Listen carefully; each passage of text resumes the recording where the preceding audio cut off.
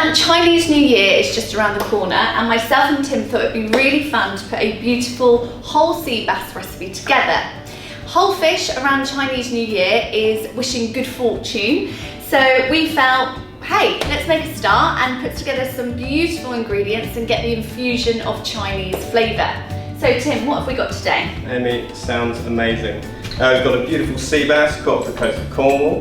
We've got some fresh coriander, ginger, lime, spring onion, a selection of chillies over there, garlic, soy and sesame oil. Oh, I can't wait to get started. Should we crack on? Let's get this cooking underway. Good.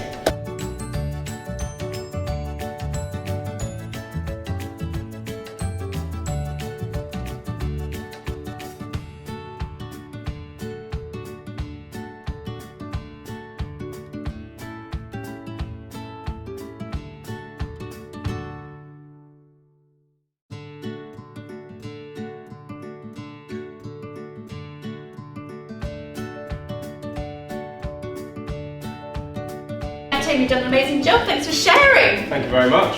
We hope you enjoy, guys, and happy Chinese New Year.